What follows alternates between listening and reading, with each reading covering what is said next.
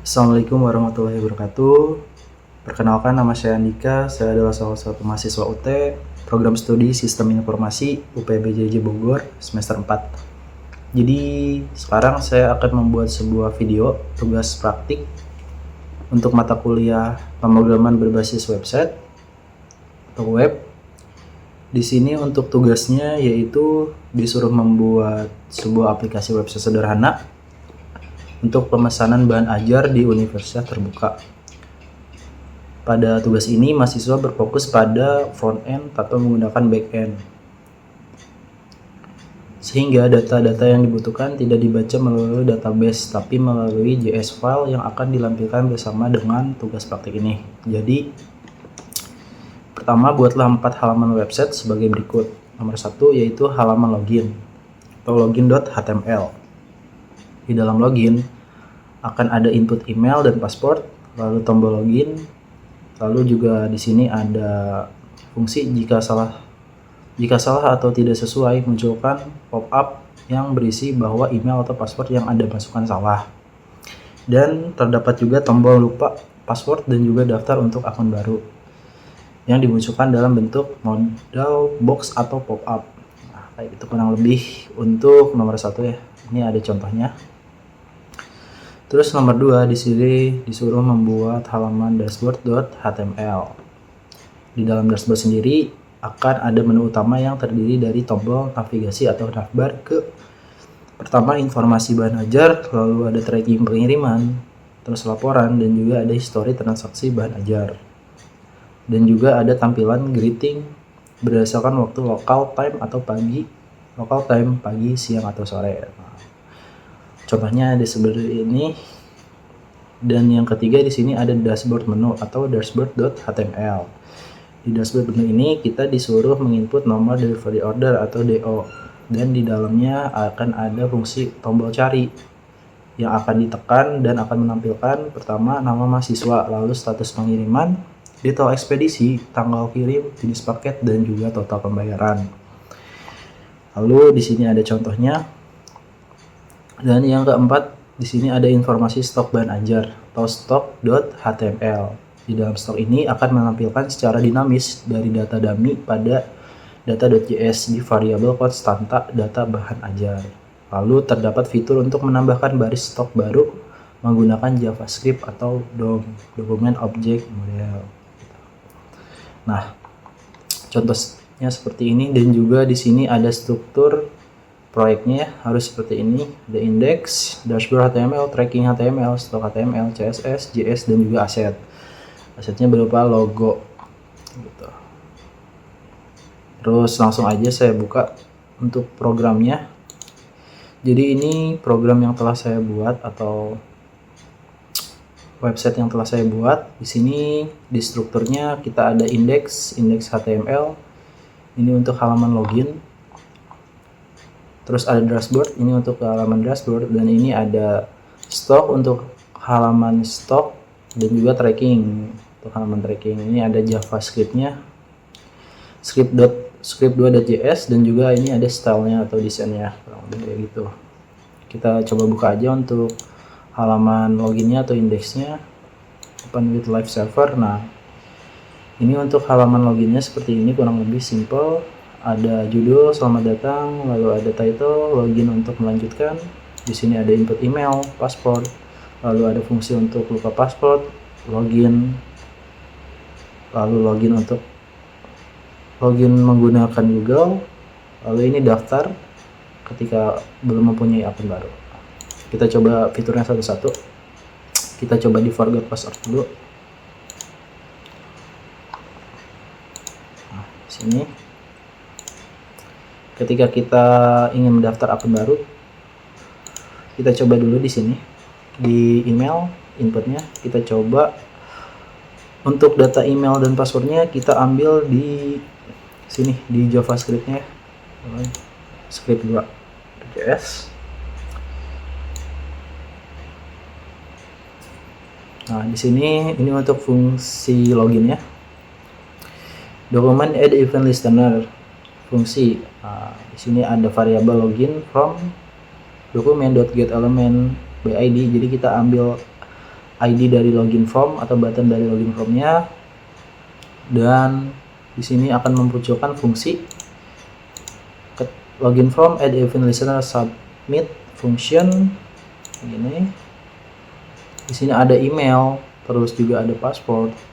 Email kita ambil dari ID email, terus password kita ambil dari ID password. Nah, ini ada logikanya. Jika emailnya sama dengan mahasiswa ut.ac.id dan passwordnya adalah tugas 123, maka akan menampilkan sebuah pop-up atau alert yaitu login berhasil, dan juga akan otomatis dipindahkan ke atau diarahkan ke halaman dashboard.html. Nah, selain itu, selain jika emailnya bukan mahasiswa ut.ac.id dan passwordnya tugas 123, maka akan ditampilkan pop-up atau alert yaitu email atau password yang Anda masukkan salah. Lebih kayak gitu. Kita coba dulu untuk fiturnya sebelah sini. Nah, kita coba masukkan email yang telah kita buat tadi dan passwordnya juga tugas 123. Nah, kita coba login.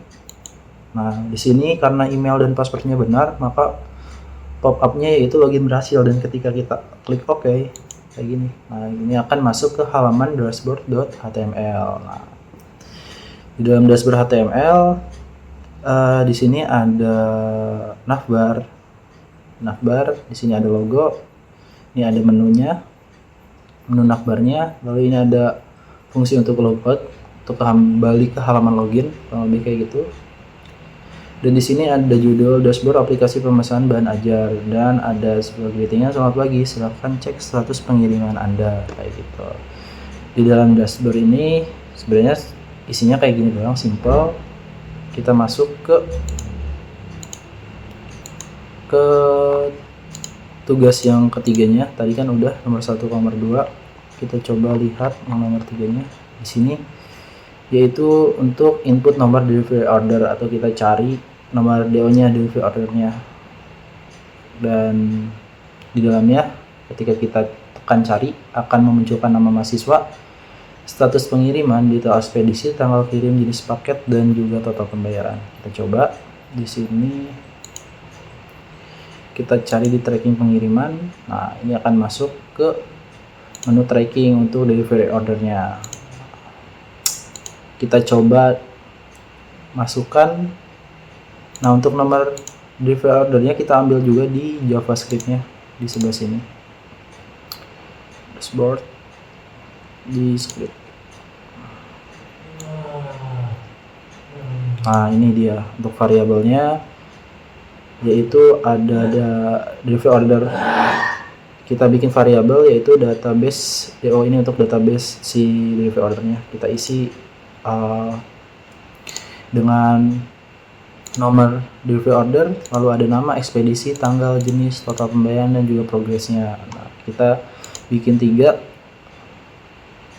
data, DO 123, DO 456, dan 789. Nah, ketika si database DO-nya telah kita bikin, kita masuk ke fungsi untuk ini dia, logika untuk cari delivery ordernya atau nomor DO-nya. Cons btn cari atau button cari itu akan ke arah document.getElement mengambil si ID btn cari. Nah, jika ada btn carinya, maka akan if btn cari akan memunculkan atau menampilkan atau mengarahkan ke fungsi ini tracking logic atau fungsi pencarian atau tracking. Nah, ini dia fungsi untuk pencarian, logika pencariannya. Nah, di sini ada variabel btn cari yang akan diisi dengan ID btn cari, lalu input DO yang akan diisi dengan ID DO number, dan juga result section document.getElementID, kita ambil ID-nya result section. Nah, di sini kita masukkan fungsinya btn cari.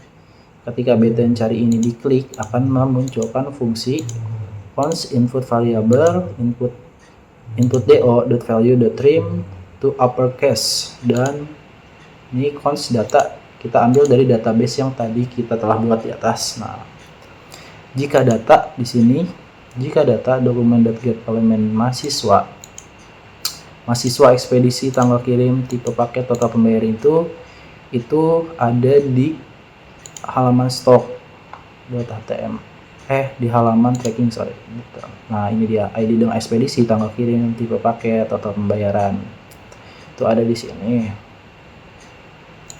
Nah, jadi nama mahasiswa itu kita akan ambil dari data.nama, terus ekspedisi, terus tanggal kirim kita ambil dari data.tanggal, tipe paket kita ambil data.jenis, dan juga total pembayaran kita ambil dari data total. Nah, lalu kita masukkan progress bar-nya. Progress bar-nya ada di sini.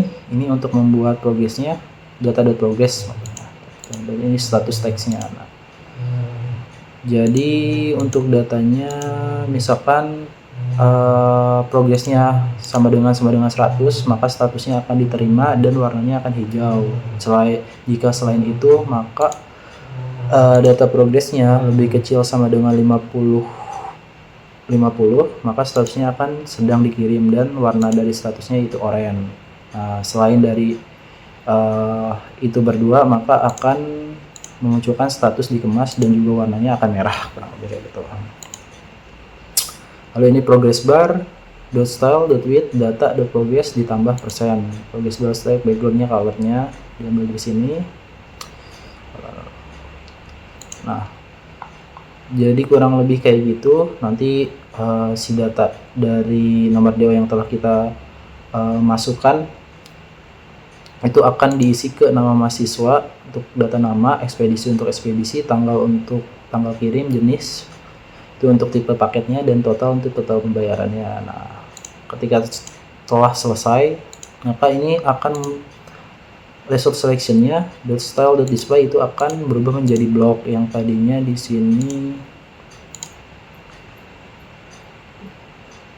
yang tadinya ini bawaannya non, maka akan berubah menjadi blok. Nah, selain itu, misalkan nomor data atau nomor delivery ordernya yang kita masukkan salah atau tidak ada dari database yang tadi kita buat, itu akan memunculkan sebuah pop-up atau alert, yaitu nomor DO tidak ditemukan. Lalu akan gunakan contoh DO 123, 456, dan 789. Nah, lalu result sectionnya atau hasil akhirnya yaitu displaynya bakal tetap sama sesuai dengan sinonnya, jadi nggak bakal berubah apa-apa kayak gitu. Itu untuk si fungsi trackingnya atau pencarian nomor order delivery-nya. Kita coba cek aja. Nah, kita coba masukin dengan database yang telah kita buat tadi, DO123, kita cari. Nah, di sini akan muncul nama data mahasiswanya, yaitu namanya Ahmad Wibowo. Status pengirimannya sedang dikirim, ini warnanya oranye karena sedang dikirim. Terus tipe ekspedisinya JNT, tanggal kirimnya 12 April 2026, jenis paketnya reguler, dan total pembayaran 125.000. Itu ketika nomor ordernya sesuai. Jika nomor ordernya tidak sesuai, akan memunculkan pop-up nomor DO tidak ditemukan, gunakan contoh DO 123, 456, atau 789. Nah, kayak gitu kurang lebih. Itu untuk fitur tracking pengiriman atau pencarian delivery order. Lalu untuk fitur yang terakhir, itu kita disuruh membuat informasi stok bahan ajar atau stok.html. Di dalamnya kita akan menampilkan secara dinamis dari data dummy pada data JS di variabel konsasta data bahan ajar. Terdapat fitur untuk menambahkan baris stok baru menggunakan JavaScript DOM. Kayak gitu. Kita coba masuk ke halaman rekap bahan ajar. Nah, jadi ini berisi tentang informasi stok bahan ajar. Di sini ada tabel, yaitu kode, nama bahan ajar, kategori, dan juga stoknya. Nah, di sini kita bisa menambahkan untuk data bahan ajar baru. Misalkan kita coba masukkan kode baru. Nama bahan ajarnya misalkan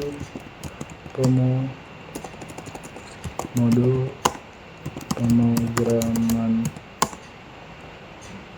web. kategorinya kita tulis buku,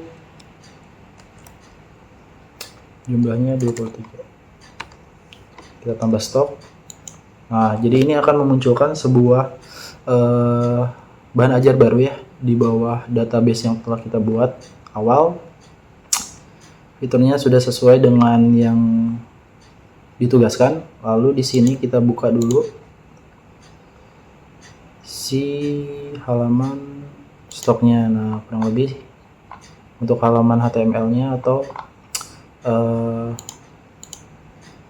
data HTML-nya kayak gini, dan juga ini fungsinya. Kita buat dulu database-nya, database dari data bahan ajarnya. Ini data awalnya ya. Ini ada BA001 yang tadi matematika dasar tuh, BA02 yaitu alat peraga, dan 03 itu workbook bahasa Inggris. Nah, terus ini juga ada fungsi untuk render tabel atau membuat tabel bahan ajar jika halaman dashboard atau katalog.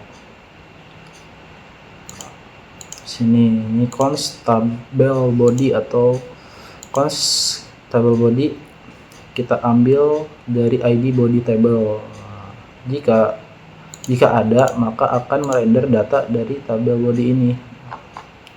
Sebelah sini akan memunculkan fungsi ini nih, fungsi render data. Nah, isinya yaitu seperti ini, data bahan ajar for each item, buat baris table, container item, ini untuk kode, ini untuk nama, kategori, dan juga stok.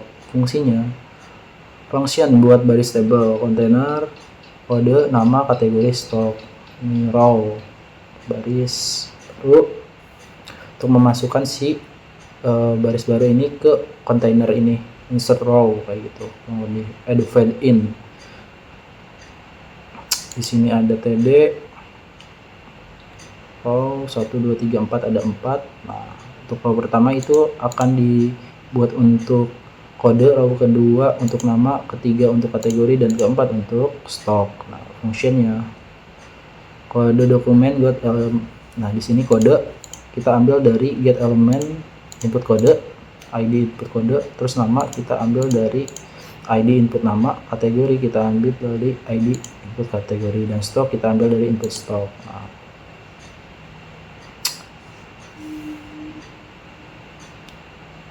jika datanya telah diambil, kita update UI-nya di sebelah sini, tabel body, kode, nama, kategori, stok, value, simpan ke array, lalu akan di-push menjadi data baru yang tadi telah kita buat. Kurang lebih seperti itu. Nah, jika kolom yang tadi kita isi belum terisi, itu akan memunculkan pop-up, yaitu harap semua kolom diisi terlebih dahulu. Nah, kurang lebih seperti itu untuk fungsi dari data bahan ajarnya atau stok bahan ajar, dan menambahkan stok baru.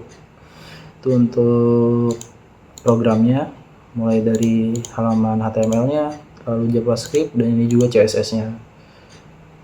Dan juga kita cek lagi tadi di sebelah sini untuk strukturnya kurang lebih sama.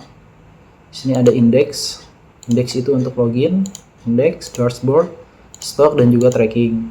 Di sini juga ada JavaScript dan juga style untuk CSS-nya. Nah, ini juga ada ada aset untuk logonya.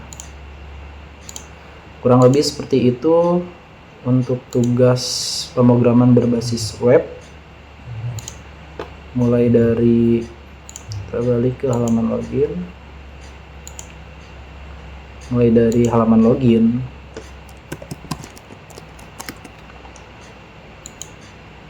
terus dashboard, lalu ada tracking pengiriman, dan juga